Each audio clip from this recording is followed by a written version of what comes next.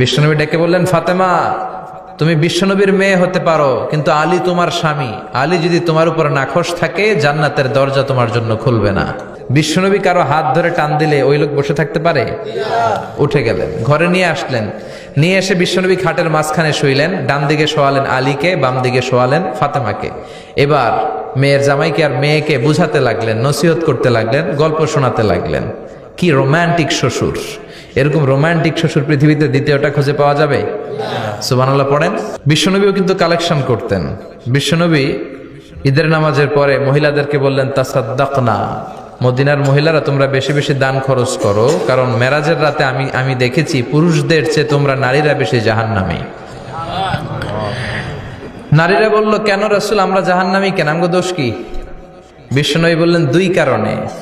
তুকসিরনা লাআনা, তোমরা বেশি বেশি মহিলাদেরকে লানত দাও। রেগে গেলে নারীরা বলে, হেতের উপরে আল্লাহর ঠেড়া হইতো, হেতের উপরে আল্লাহর গজব হইতো, বলে না? তো এক নারী আরেক নারীকে এরকম গালি দাও, ভর্ৎসনা করো, লানত দাও, এটা এক কারণ। আরেক হচ্ছে তাকফুরনাল আশিরা, তোমরা স্বামীর নাশুকরি করো।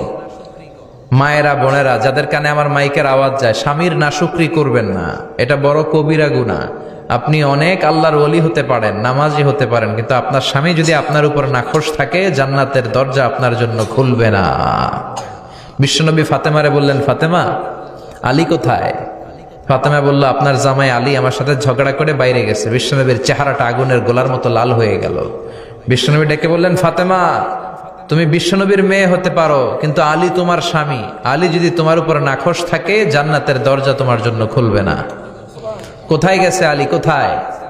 বললেন যে মসজিদে নববীতে গেছে। বিশ্বনবী যে দেখলেন বালির উপরে আলী শুয়ে আছে। বিশ্বনবী মজা করে ডাক দিলেন, ইয়া আবা তোরাব। তোরাব অর্থ বালি, তোরাব মানে কি? বিশ্বনবী ডাক দিলেন, ইয়া আবা তোরাব, মানে হে বালির বাবা আলী, ওঠো। এখন আলী ওঠে না, রাগ করে আসছে। বিশ্বনবী এদিক দিয়ে তাকায়, আলী ওইদিকে তাকায়। বিশ্বনবী ওদিকে আসলে আলী এদিকে তাকায়। মনে মনে করে, এতক্ষণ আপনার মাইয়াই গুতাইছে, এখন আপনি গুতাইতেছেন। বিশ্বনবী যাই বলল, আলী রাগ করো না, ওঠো, তুমি আমার চাচাতো ভাই, আমার ঘরেই তো তুমি মানুষ হয়েছো। ঘাপটি মেরে হাতটা ধরে টান দিলেন। সাইয়েদনা আলী উঠতে বাধ্য হলেন। বিশ্বনবী কারো হাত ধরে টান দিলে ওই লোক বসে থাকতে পারে? উঠে গেলেন, ঘরে নিয়ে আসলেন। নিয়ে এসে বিশ্বনবী খাটের মাঝখানে শুইলেন। ডান দিকে শোয়ালেন আলীকে, বাম দিকে শোয়ালেন ফাতেমাকে। এবার মেয়ের জামাইকে আর মেয়েকে বুঝাতে লাগলেন, নসিহত করতে লাগলেন, গল্প শোনাতে লাগলেন। কি রোমান্টিক শ্বশুর! এরকম রোমান্টিক শ্বশুর পৃথিবীতে দ্বিতীয়টা খুঁজে পাওয়া যাবে? সুবহানাল্লাহ পড়েন। বিশ্বনবীর কাজই ছিল ঝগড়া লাগলে এরকম মিলায়া দেওয়া। কি করা? মিলায়া দিবেন। সমাজে অনেকে আছে ঝগড়া লাগলে আরো লাগায়া দেয়, আছে না নাই? আগুন লাগলে কি দিয়ে নিবান? পানি ডালতে হয়, অনেকে তেল ডালে। কি ডালে? তো আগুন আরো জ্বলে ওঠে। বিশ্বনবী বললেন, না, খবরদার, ইসলাহু যাতিল বাইন, মিলায় দিবেন। স্বামী স্ত্রীর ঝগড়া মিলায় দেন, ভাইয়ে ভাই কোপাকুপি মিলায় দেন, এলাকায় এলাকায় গ্রামে গ্রামে মারামারি না লাগাইয়া মিলায় দেন। জান্নাতে আপনার ঘরটারে বড় করে দিবে কে? আল্লাহ। বিশ্বনবীর কাজ ছিল মিলায়া দেয়া। বিশ্বনবী মক্কা থেকে মদিনায় হিজরতের আগে মদিনায় দুইটা গোত্র ছিল। এই গোত্রের মধ্যে 120 বছর ধরে মারামারি। কয় বছর? 120। কেউ এই মারামারিটা বন্ধ করতে পারে না। গোত্র দুইটার নাম হচ্ছে আউস আর খাজরাজ। আউস খাজরাজের মারামারি। বাবা মরে যাওয়ার সময় ছেলেরা ওসিয়ত করা যায়, নসিহত করা যায়, বাবারে আমারে কোপাইছে, তুইও কোপাবি। ওই বলে আবার নাতিরে কয়, আমারে মারছে, তুইও মারবি। তো বংশ পরিক্রমায় মারামারি চলতেই থাকে, কেউ আর থামাইতে পারে না। বিশ্বনবী মক্কা থেকে মদিনায় হিজরত করতে এসে মদিনায় বাসাবাড়ি করে 7 দিনের মাথায় 120 বছরের মারামারি থামায় দিলেন। কি নবী ছিল! মিলায় দিতেন। ফাসলিহু বাইনা আখাওয়াইকুম, ভাইয়ে ভাইয়ে মারামারি লাগলে মিলায় দাও। স্বামী স্ত্রীর ঝগড়া হলে মিলায়ে দিবেন। এজন্য মায়েরা, বোনেরা, বিশ্বনবী বলেছেন তাকফুরনাল আশিরা, মেয়েদের সবচেয়ে বড় একটা সমস্যা হচ্ছে স্বামীর নাশুকরি করে। স্বামী দিতে পারলে ভালো, দিতে না পারলে কয় তুমি আমার জীবনে কিচ্ছু দাও নাই। এরকম আছে না নাই? স্বামী আর স্ত্রী বানায় যেজন মিস্ত্রি, সে বড় আজব কারিগর। ঠিক কিনা? এজন্য এই সম্পর্কটা সাইয়েদনা আদম আর হাওয়া থেকে শুরু হয়েছে। কিয়ামত পর্যন্ত স্বামী আর স্ত্রীর এই সম্পর্কের মাধ্যমে গোটা বিশ্বটারে জারি রেখে দিয়েছে কে? তো এই জন্য নারীদের জন্য জান্নাতে যাওয়া সহজ। তারা যদি কিছু প্রসিডিউর মেনটেন করে, বিশ্বনবী বললেন কোন নারী যদি 4টা কাজ করে ওই নারীর জন্য 8টা জান্নাতের দরজা খুলে দিবে কে? আল মারআতু ইযা সাল্লাত খামসাহা সামাত শাহরাহা আতাআত বা'লাহা হাফিজাত ফুরুজাহা ফালতাদখুল মিন আইয়ি আবওয়াবিল জান্নাতি শাআত। মায়েরা ভালো করে শোনেন, যে নারী 5 ওয়াক্ত সালাত পড়বে, রমাদানের রোজা রাখবে, স্বামীর আনুগত্য করবে, লজ্জাস্থানের হেফাজত করবে, এই 4টা কাজ করলে আল্লাহ তাআলা তার জন্য 8টা জান্নাতের দরজা খুলে দিবেন। এজন্য বিশ্বনবীও কালেকশন করতেন। তো বিশ্বনবী বললেন মহিলারা বেশি বেশি দান করো। এই কথা শোনার পরে মহিলারা দান করা শুরু করলো। কেউ নাকের ফুল, কেউ কানের দুল, কেউ হাতের বালা, কেউ পায়ের নুপুর, কেউ গলার চেইন বিশ্বনবীর হাতে জেহাদের জন্য দান করতে শুরু করলেন। বিশ্বনবীর হাত কয়টা? একটা বলে 2টা। তো 2 হাতে বিশ্বনবী আর কয়টা নেবেন? আর নিতে পারে না। বেলালের বললেন বেলাল তোমার চাদরটা নিয়ে আস। বেলাল এরকম চাদর নিয়ে ধরলেন। বিশ্বনবী কালেকশনের ওয়াজ শুরু করলেন আর বেলাল কালেকশনের সব জিনিসপত্র গুছাতে লাগলো। কোন সুবহানাল্লাহ। এজন্য কালেকশন করাটাও সুন্নাত, তবে ওটা একটা লিমিটেশনের মধ্যে, একটা সৌন্দর্যের মধ্য দিয়ে। কিছু কিছু মাদ্রাসার ছেলে মেয়েদেরকে চাল ওঠানোর জন্য বাড়ি বাড়ি পাঠায়, আছে না নাই?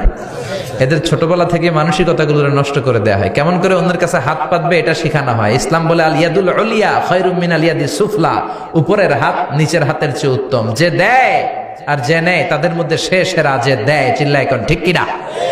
আবার ইসলাম বলে দেওয়ার সময়ও ভারসাম্য করে দিবা।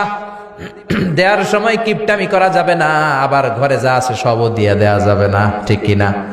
বিশ্বনবীর গায়ে একবার একটা জুব্বা, কয়টা?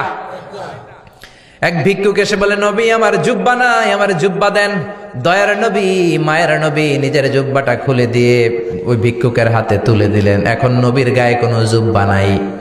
বিশ্বনবী এখন ঘর থেকে বেরোতে পারে না। সাহাবারা এসে ঘরে নক করে, বিশ্বনবী বেরোতে পারে না। আল্লাহ আয়াত নাজিল করলেন ওয়াল্লাযীনা ইযা আনফাকু লাম ইউসরিফু ওয়া লাম ইয়াকতুরু ওয়া কানা বাইনা যালিকা কওয়ামা। মুমিন বান্দাদের গুণাবলী যখন দান করে কিপটামি করবে না, আবার অপচয়ও করবে না। এই আয়াত দিয়ে আল্লাহ বুঝাতে চাইলেন, নবীরে ধমক দিলেন, ও নবী 2টা জামা থাকলে একটা দিতেন, 3টা থাকলে একটা দিতেন, একটা যখন ছিল এইটা দিলেন কেন? এখন নিজে পড়বেন কি? সুবহানাল্লাহ কইবেন না? ইসলাম তো ব্যালেন্সড রে ভাই, ইসলাম ভারসাম্যপূর্ণ। ইসলামের সব বিধানগুলো আপনার সাথে স্যুট করবে, ম্যাচ করবে, এটা জীবন ঘনিষ্ঠ। ইসলামে এমন কোনো বিধান দেয়া হয় নাই যেটা আপনার খারাপ লাগবে। অন্যান্য সব ধর্মের প্রতি শ্রদ্ধা রেখেই বলি, আমার ইসলাম যে আহকাম আমাদেরকে দিয়েছে এরকম বিধান কোনো ধর্মের ভেতরে নাই। চিল্লা এখন ঠিক কিনা? হিন্দু ভাইদের প্রতি আমি শ্রদ্ধা রাখি, কারণ অনেক হিন্দু আমার মাহফিলে এসে কথা শুনে। হিন্দু ধর্মের একটা নিয়ম ছিল সতীদাহ প্রথা। স্বামী মারা গেলে ওয়াইফকেও স্বামীর সাথে বেঁধে আগুন দিয়ে জ্বালায় দাও, ছিল না নিয়মটা? রাজা রামমোহন রায় এসে এটা উঠায় দিল। হিন্দু ধর্মের একটা নিয়ম আছে, গরুর পেশাব খাওয়া লাগে, গরুর পেশাব খেতে হয়। আমরা কি পেশাব খামো গরুর? 1 কোটি টাকা দিলে? 2 কোটি? 5 কোটি? না, এটা আমাদের রুচিতে হবে না। কি সুন্দর, আমাদের রুচিতে বাদে এমন কোন নিয়ম আল্লাহ দেয় নাই। সুবহানাল্লাহ। আবার আমাদের সেলফ ডিমান্ড, আমাদের ডিজায়ার, আমাদের চাহিদা, আমাদের মননশীলতাকেও ইসলাম গুরুত্ব দিয়েছে। বিশ্বনবী বললেন ইদা জা আল ইশা ওয়াল আশা মান ফাকদ্দিমুল আশা ক্বাবলা আল ইশা। ইসলামে রাতের নামাজকে বলে এশা, রাতের নামাজকে কি বলে? আর রাতের খাবারকে বলে আশা, কি বলে? ইসলাম বলে এশা আর আশা 2টা যদি একসাথে আসে, এশার নামাজ রাখো, আগে আশা খাইয়া লও। সুবহানাল্লাহ। এশারও আজান হচ্ছে, গরম গরম বিরিয়ানি চলে আসছে, কি করবেন? আগে বিরিয়ানি খেয়ে নেবেন, আগে পেটটারে ঠান্ডা করবেন। তা না হলে বিরিয়ানির প্যাকেট রেখে দিয়ে যদি নামাজ পড়েন, নামাজের মধ্যে বিরিয়ানির চিন্তা আছে না নাই? সুবহানাল্লাহ কইবেন না? কি সুন্দর ইসলাম। ইদা জা আল আশা ওয়াল ইশা ফাকদ্দিমুল আশা ক্বাবলা আল ইশা। চিল্লায় পড়েন সুবহানাল্লাহ। এজন্য ইসলাম আছে যেখানে আমরা আছি, কোরআন আছে যেখানে আমরা আছি।